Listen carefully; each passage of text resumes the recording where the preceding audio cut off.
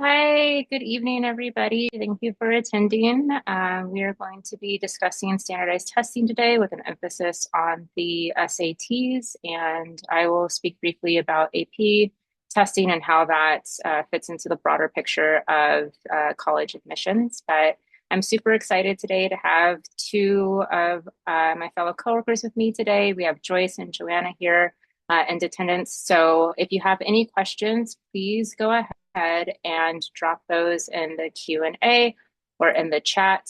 And we will be either answering those live or sending you written responses. If anybody has any adjustments that they need us to make, you can also drop that in the chat as well.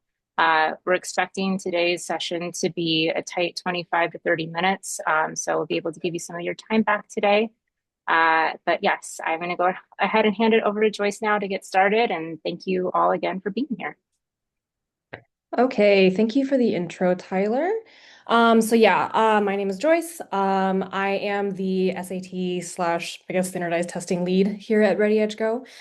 So if you have any further questions about anything, about timelines or anything I don't cover today, feel free to just go ahead and ask me about it too.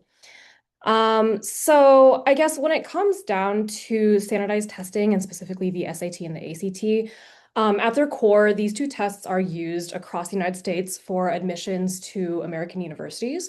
So the main focus of them is to evaluate basically reading, writing, and math through a common benchmark that colleges can use, since the same exact test basically gets administered across the country at all the different testing sites on the same test days. So between the SAT and the SAT or the SAT and the ACT, these two companies, they have very similar content. Their purposes are essentially identical. They are scaled exams. What that means is that getting two questions wrong on like one SAT in November versus two questions wrong on the December SAT might not give you the same score because it basically falls onto like a percentile sort of curve. So this is what makes it possible for schools to be able to compare both across test dates, but then also between the two different exams. So basically, I structured this presentation to be kind of a lot of the main questions that I get from both students and parents over the years. When it comes to the standardized tests, one of the big questions is whether or not you actually need to take it. The short answer is yes, unless you're exclusively applying to, for example, the UCs or the CSUs, where in these kinds of situations, the schools no longer actually accept the scores as part of the evaluation of the students during college applications. So, other than that, though, in terms of schools across the United States, both public and private, you typically will be submitting the scores. The difference is that different schools will either say that it's optional or recommended. The tests, this is another huge question that I get. It's the difference between the two of them. So historically, they were actually a lot different. And so this is where it's important to know how things have changed because both tests have gone through a heavy amount of fixing in the last few years. So basically what happened was the SAT was the first one to transition fully to a different state. They call it the adaptive digital SAT now. This transition started, I think, in like 2022, 2023, and then it fully stabilized in 2024. So the adaptive SAT, the adaptive part basically means that there are two modules for both verbal and math. The first one is an easy one, and your score or the student's score on that first module is basically what dictates whether or not they get the easier or the harder version for their second module. So it does, I guess, change the test depending on how the student performs in the first half of it. The SAT, digital SAT is about 134 minutes between the four different modules. And again, like I said, it's two sections of verbal and math with two modules each for each one. That is different from the enhanced ACT. So the enhanced ACT is quite different in the sense that this test is still in the process of being stabilized after the transition. So you may have heard of prior students, like 5 years ago who took the ACT and they would talk about how there are four different sections. So it would be English, math, reading, and science. The new enhanced ACT actually has made the science section optional. So compared to the classic version, it is a lot shorter in the sense that it has reduced the mandatory science section as well as the essay section, which is basically where the students would have to draft an essay in response to a prompt. The enhanced ACT is also offered on digital versus paper. However, because in prior years the ACT was exclusively on paper, it's still recommended that students take the paper version for now, and actually includes science so that they're able to have their scores compared to both prior years. And also, there's a lot of nuance to super scoring, but we'll discuss that later as well. But basically, for both of these, the two new versions are shorter than what they used to be, and they have basically been scaled accordingly as well. So, in the case of the new ACT, even if you take the science section, the composite score is just a combination of English, math, and reading. It will, if you take the science, it essentially gets reported as something separate. So, even if you do opt in for it, it does not factor into the composite score that's, I guess, is reported to universities. So, the next question that a lot of people ask is how do you choose whether or not you take the SAT versus the ACT? So, the honest answer is this really depends on the student. Some factors that I will note here, the first one is testing timeline. So, given that the ACT is a little bit behind in terms of updating its, I guess, rollout of the exam, it is currently recommended to take the SAT as opposed to the ACT, although this guideline probably will change as the next school year begins. The other factor as well is whether or not a student is very strong in science. Because the SAT does not offer a science section, students who are very good at, like looking at a scientific graph and a scientific paragraph and being able to interpret it, that might make them lean towards taking the ACT with the optional science section as well. The last factor to consider is also the strength of a student's grammar. So in the case of the SAT, the verbal section is basically the combined version of both reading and grammar. So it's about like a 2/3 to 1/3 split in that sense. But with the ACT, the grammar section is actually completely separated out. So you get a full section of like reading and a full section of grammar instead. So if a student is very good or very strong in like writing and grammar, this might be a better option to take the ACT because it does factor in more heavily compared to the SAT. Given all of this, though, I will say that the strong recommendation is still to take the SAT for the stability of the exam after the update. And so as such, for the rest of this presentation, I will be focusing on the SAT content-wise, although the contents of the two exams are very similar. So it's still pretty like easy for people to take one and then also end up taking the other, so long as you're not also planning to take the optional science section too. Another question that I get a lot is whether or not colleges will prefer one over the other. The short answer to this is no.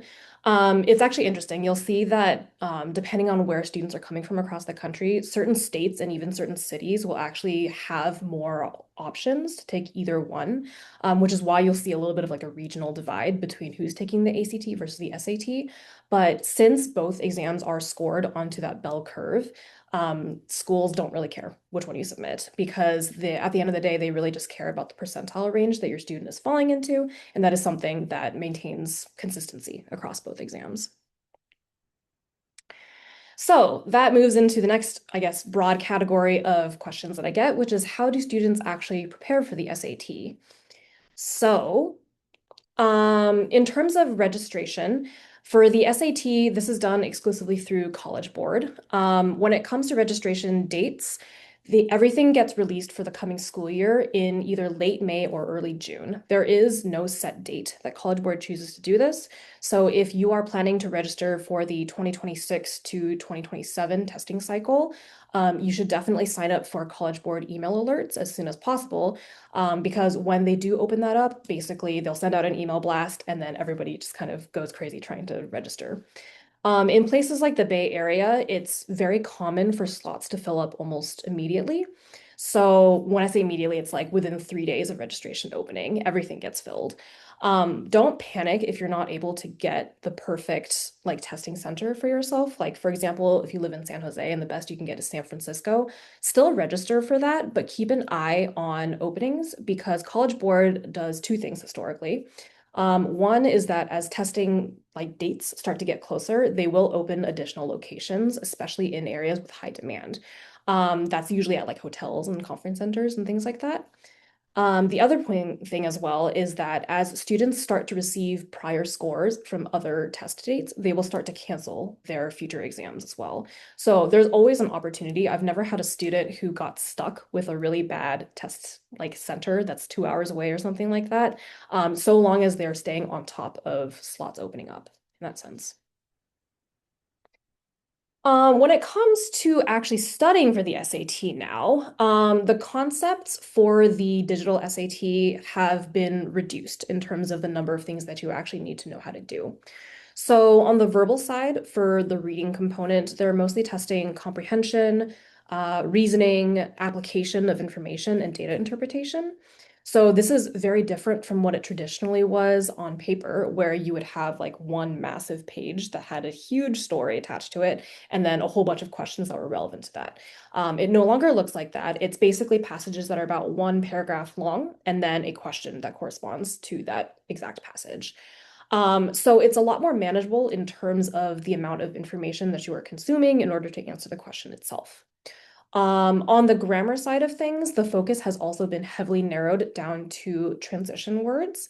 There's a new note-taking component, which is meant to be more real-world relevant, in the sense that they'll give the student like 5 bullet points that someone took in a class and basically ask the student to synthesize what they're seeing from those notes. And then the other huge grammar component would be commas, semicolons, and dashes. This is historically something that a lot of students struggle with the most because a lot of schools don't really teach the use of dashes anymore, especially now that they're often attributed to AI and ChatGPT. So that's on the verbal side. For math, a lot of people ask how high up it really goes. The honest answer is not too bad. So by the time people take it in their junior year, they've typically covered most of the concepts at this point. That would be algebra, geometry and trigonometry, advanced math, problem solving, and data analysis. The main point or takeaway for the math section now is that it's very heavy on calculator usage. This probably makes more sense to the students who may be on this call, but they basically have a built-in calculator that is Desmos. Desmos.com, you can take a look if you're not familiar with it. It is essentially a graphing calculator where you have the functionality to do things like linear regressions, quadratic regressions. It's a very powerful tool. So because you basically have unlimited access to this tool on the test now, the math section has gotten significantly harder, which means that students have to learn how to use a graphing calculator a lot more efficiently. Um, when it comes to deciding when a student should take the SAT and also when they should then start studying for it, this is also a very common question that I get. So again, this depends on whether or not the student, has a target score. The one thing that I usually tell students to do is to take a diagnostic first and foremost. So that's usually in the form of an official practice test from College Board.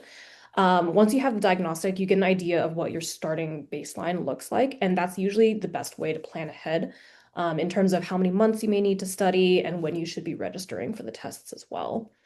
So typically students will take the SAT during their junior year, which would be the August to June testing cycle. We do not recommend that students take it for the first time leading into their senior year. Typically, the only reason why a student would do that is if they've already taken it previously and they are not satisfied with their score. Then typically they'll do it in the first couple months of the senior year testing cycle, but you have to be really careful that that score will be released prior to applications so that you know what it's going to look like basically when it gets sent out. The recommendation that I always give is for students to register for at least 2 sittings at the same time, and don't wait. So what that might look like, so this is the confirmed test dates for 2026, 2027. You could take a combination of the August test and also the November test. The purpose behind registering for two at the same time is that most students do not get the score that they want the first time around. Having additional tests also means that you can superscore, which is something I'll discuss later. But basically, so of these dates, the ones that are probably the most optimal would be August, September, November, March, and June. Heavy emphasis on August since it does come up right after summer vacation when students can study. March is also a good time because a lot of people will spend time studying over the winter holidays. And then June, which typically falls about 1 to 2 weeks after school ends. So people have a lot of time that they can dedicate that week into preparing again. The one thing that I do not recommend, some people will start looking into studying as sophomores. This is always a risky thing to do. As someone who's taught the SAT for the greater part of the last decade, it has a tendency to cause people to burn out. What that means is they might see a lot of score increases when they start to study, but then over time it becomes a lot to keep studying like that over the course of more than a year. So you'll usually see a score plateau. Sometimes it might even dip because students start to lose focus with the test. So I do caution students against having a timeline that exceeds 1 year. For the best materials, this honestly depends on the student's diagnostic score, but typically the best combination is to use both textbooks that teach the content, as well as the official Blue Book practice tests. So these ones are offered through College Board, so the same people who make the SAT. The textbooks, in terms of the amount of depth that you would want to go into, it depends on whether or not the student is starting with a math baseline that's a little bit shakier. So there are a lot of textbooks out there that are great in terms of building up those foundations and then basically teaching the certain question types that get asked on the SAT. So it's always good to use a combination of both. So in terms of, I guess, the different resources that students pursue, some of them are able to self-study and it works fine for them. That's typically people who start with a higher diagnostic score. For people who are more in the middle ground, I often recommend tutoring or some amount of assistance, just to make sure that the student knows, especially with the help of someone who's, worked with the SAT for a very long time. Because in the case of these kinds of standardized tests, there are certain question types, like 10 different kinds of questions that will consistently get asked. And so knowing how to discern these different types and also strategizing how to answer them properly in order to cut down the amount of time is something that you can really get from someone who has been teaching in this field for a very long time. So a lot of students will pursue tutoring. Ready Edge Go does also offer a SAT mentorship program, which is kind of somewhere in between the two options, where we essentially provide a study plan for you, which you follow, and then you would have check-ins with me as the Reg SAT person. So. Okay, so for people who are on the tail end of all of this, they've taken the exam, now what do they do? The biggest question is what's considered to be a good score? This is very dependent on the schools that you may be applying to, but also the majors that you're probably going to be applying to as well. So my highest recommendation is to always check the stats for the schools, especially the ones that care the most on your list. Usually schools, especially ones that require SAT or ACT, they will release the median percentile range of the scores of students who are accepted. And so this is something that you can either find on the admissions website. Sometimes you can also Google it, and a lot of websites have basically compiled all this information as well. But you should check that and see whether or not your composite score and then your individual section scores fall within that range of admitted students. If you do, then it's good. It's definitely good enough for the purposes of why you're taking it. One thing to consider is that, so when I said that it also depends on your major, if you are planning to be a STEM major, for example, like tech institutes, places that are very STEM heavy, they will often value the math score much more than the verbal score. So this is another reason why you should check to make sure that not just your composite, but both individual section scores are also reflected within those median ranges. So I alluded to this several times already. This term super scoring, this is something that probably almost all universities accept now. So when I say super score, it basically means that if you take two different tests, for example, August and December, you score somewhat similar total, but the section scores are actually different in terms of which one's higher. A lot of schools will allow you to report the super score, which basically means that you're taking the highest of each section and combining those together to give you a new composite score. This is very beneficial, as you can imagine, for situations like this, where the 1480 is better than reporting the 1430. This is also something that you can find on admissions websites. They will tell you explicitly whether or not they do take the super score. But by and large, most of them do at this point. So yeah, this is why it's good to have multiple scores, i.e. registering for at least two when registration opens. But my recommendation is to never exceed three because some schools will ask that you submit your entire score report. And if you've got four more tests on it, it can look not so good, especially if your scores are stagnating over time. Okay, so in terms of deciding whether or not a student should retake, again, you should check the test requirements and the accepted ranges for each school that you're interested in. Again, do not take more than three, but the retaking also, I guess, relies heavily on the terminology of the school themselves. So just to keep in mind that for each of these schools, the SAT score, ACT score is just one part of a very large holistic picture.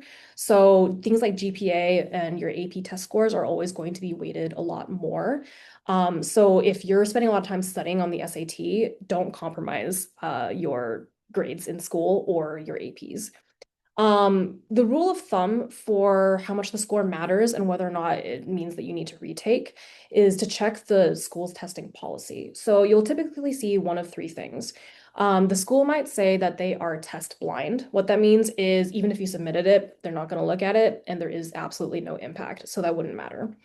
The majority of schools these days do say optional. This is where it can be a little tricky, but essentially what this means is if you get a strong score, this is good and you should submit it and it would reflect well on your application. This would mean like, if you're in the top range of the median accepted percentile or you exceed it, that would mean that it's a strong score, it should go in. If the score is weak, our recommendation is typically not to submit it because if your GPA and your AP scores, for example, are much stronger, then this can actually detract from your application. So even if it says optional submission, I would not tell you to do it. If the school says it's required, it's going to be very high impact. In some situations, it could be a little bit of a filtration method as well. For this is like your very high tier schools where, maybe the median range is like 780 to 800 perfect score for math. So if you're coming in with a 720 and it was required one, it could be something that could heavily detract from your application. So yeah, those are basically the major questions that I tend to get when it comes to standardized testing and the SAT. I guess I can open the floor to any additional questions, if anybody has them. Yeah, it doesn't look like we have any questions at this point. I'll keep an eye on that. And in the meantime, I will just kind of contextualize a little bit for everyone what the AP scores are really doing for you within the broader context as well. So I'm going to start sharing my screen so that I can take you through that. Okay, and I'll keep this quick. So with the AP testing, essentially what we're seeing, I think, broadly across the board is that students are attempting to take way more AP tests, way more AP courses, just more and more and more AP across the board. They're also taking more APs outside of what's actually offered at their schools, which is not something that we typically recommend if you're doing that to try to self-study for an AP test. That can actually go very poorly for you. So there are very specific circumstances in which we would recommend that you take an AP course outside of school. But what we're also seeing with the proliferation of APs on a student's transcript is a pretty large fluctuation in the actual scores that a student is reporting. And so when you're getting back scores that range from, a 2 all the way up to a 5, there's a real challenge in discerning how you should be thinking about how you should be reporting those scores. So one of the biggest questions I think that we get asked in this job generally is, what do I do if I can't take APs in ninth and 10th grade because all of these kids at Basis Independent are taking APs in ninth and 10th grade and I can't take APs until 11th grade. So students are evaluated in the context of the school that they attend. So unlike the SAT, which, everybody can take that regardless of what school you attend, APs are very specific to your specific school. So the UCs and the CSUs, they have the data on which schools offer what APs. And so they'll look at the number of APs your student has taken or you have taken in comparison to what is offered at your school. Um, if your school does not offer APs, you are not at a disadvantage for not being able to report AP scores. So in certain cases, you might be on an IB curriculum. You might be at a school that does college prep without AP classes being offered. Or like I said, you might be at a school that only allows you to take APs or multiple APs once you hit 11th grade. So there is no expectation on the part of a college that you self-study for your AP exams. So that's one of the other key differences between AP examination and SAT examination. So how colleges use AP exams is somewhat similar to SAT, but also in some cases radically different. And I always hate to say this, but it really depends on the schools that you are applying to, how they are used. So generally, you're going to be looking at academic performance and potential. You're going to be confirming capability within a particular major field. So, for example, we expect to see students who are engineers taking, AP Physics 1, AP Physics C, Calculus BC, et cetera, right? And so if you are choosing engineering, but you don't have those coursed in classes on your transcript and you don't have scores for those AP exams and there's no proof of your capabilities, that's where we start to feel like, okay, this is a little bit odd that these things aren't on the application. And then also too, matching course patterns is an important aspect of this as well. So for example, a lot of the top tier schools, Stanford, the Ivies are going to expect to see calculus, physics, chemistry, and biology for most of their STEM applicants. And so that's also another way to confirm a student's aptitude and capability for that particular school, in addition to the scores that that student receives on those examinations. But one really important thing to note, and this is the caveat that I meant that a lot of offices might use this differently. Some offices don't use the scores to determine whether or not a student is competitive for admission, but they will use the scores to determine how that student receives credit once they go into college, depending on the scores that they received. So that might be credit remission for a certain number of credits within a particular category, or that might be course relief where you don't have to take a specific class because you already have the AP score that says that you successfully mastered this material. And then as far as prioritizing scores, we obviously want fives in courses that are related to your major, with fives in courses that are not related to the major are always nice to see. Fours in courses related to the major is kind of a tough area depending on how competitive that particular school might be. So an A in a class might be the equivalent to a five. But if you were to receive a four on that examination, the question then becomes, was the course taught in a manner that was a little bit too easy for a student to succeed in? Or was the course taught, like the student just had a bad day on that test, right? So there's a little bit of doubt that gets introduced. Fours in courses not related to your major, not as important. So I don't necessarily expect a student who's applying to engineering to get a five in APUSH, right? You're not going to be studying history in college. It's outside of your general education requirements, of course. And then all other scores, that's where we start to have to get a little bit more discerning about when and how to submit. So the biggest question around what scores should I submit that I get is, I got a 3 on this test. Should I submit this score? My honest answer is you cannot take human bias out of an equation, no matter how many admissions offices tell you that information that isn't reported will not be used in the evaluative process. So you're not going to get penalized for not submitting your SAT scores. You're not going to get penalized for not submitting an AP score. But somebody might say, that's information I don't have. And so the degree of confidence that they might feel about evaluating a candidate, especially at a competitive level, might be a little bit more shaky than somebody that does have the data. And if you don't report that 3, then at best, as an admissions officer, I can assume that you got a 3, but at worst, I might assume that you got a 1 or a 2. And so you don't necessarily want to put forth that 1 or 2. So my advice generally is to report the 3, because in the best case scenario, somebody is assuming that you got the 3. And so there is also too a small difference in reporting the AP and SAT scores as well. A lot of the universities will ask the students to submit their SAT scores through College Board up front when they are saying that, yes, I want my scores to be taken into consideration. They will not be asked to submit their AP scores directly through College Board. So AP scores will be self-reported. So you can choose which scores to submit to which schools without having to worry about any score reports being sent prior to admission. But you will have to submit those score reports after you're admitted and you confirm that you will be attending a particular school, because that is the only way that that school will be able to provide the credit that you should receive. It is also very important to be honest about your testing and reporting for your testing as well. Sometimes students will think, well, it's self-reported and I will get this admission before I actually have to send this in. That never works out well for anybody. So that's kind of the overview of the differences.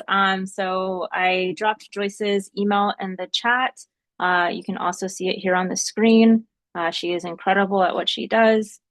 So if you have not already reached out to her to start SAT training, then yes, you can go ahead and do that. And to answer the question in the Q&A, yes, the meeting is being recorded and you will receive the link to watch the webinar, the masterclass, in the next few days. Awesome. All right. Well, if anyone has any questions, do feel free to reach out via email. But in the meantime, thank you all so much for your time and attendance today. We appreciate you taking the time to spend with us on a Wednesday evening, and we hope to see you at next month's masterclass.